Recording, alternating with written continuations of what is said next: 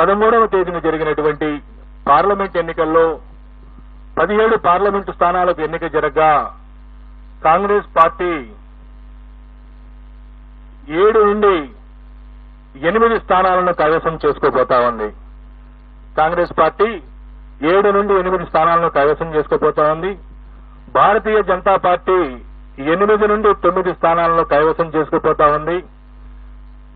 అలాగే ఎంఐఎం కేవలం పోటీ చేసింది 1 స్థానం అయినప్పటికీ భారతీయ జనతా పార్టీ అభ్యర్థి మాధవీలత తీవ్రమైనటువంటి పోటీ ఉన్నప్పటికీ ఎంఐఎం మరొక 1 స్థానం గెలవబోతా ఉంది. గతంలో 39 అసెంబ్లీ స్థానాలు సాధించి అంతకుముందు 2019 పార్లమెంటు ఎన్నికల్లో 8 పార్లమెంటు స్థానాలు సాధించినటువంటి టీఆర్ఎస్ పార్టీ ఇప్పుడు 0 స్థానాలకు పరిమితం కాబోతా ఉంది. 1 స్థానం కూడా ఈ ఎన్నికల్లో టీఆర్ఎస్ పార్టీకి వచ్చే పరిస్థితి లేదు. సాక్షాత్తు తెలంగాణ రాష్ట్ర సమితి అధ్యక్షుడు కేసీఆర్ గారు, సీనియర్ నాయకులు హరీష్ రావు గారు ప్రాతినిధ్యం వహిస్తున్నటువంటి మెదక్ పార్లమెంటు కూడా ఈరోజు టీఆర్ఎస్ పార్టీ పొందలేనటువంటి పరిస్థితి.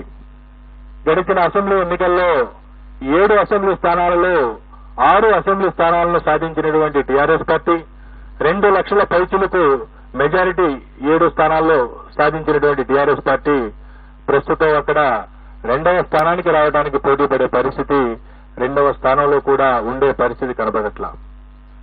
సో ఈ విధంగా భారతీయ జనతా పార్టీ ఆదిలాబాద్, నిజామాబాద్, కరీంనగర్, జహీరాబాద్, మెదక్, మల్కాజ్గిరి, చేవెళ్ల, సికింద్రాబాద్ 8 స్థానాలను సునాయాసంగా కైవసం చేసుకుంటూ మహబూబ్ నగర్ లో గట్టి పోటీ ఉన్నప్పటికీ స్వల్ప ఆధిక్యతతో శ్రీమతి డికే అరుణ గారు అక్కడ విజయం సాధించే అవకాశాలున్నాయి.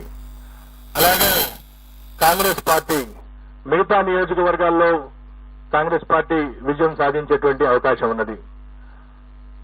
ఎంఐఎం హైదరాబాద్ పార్లమెంటు నుండి విజయం సాధించే అవకాశం ఉన్నది.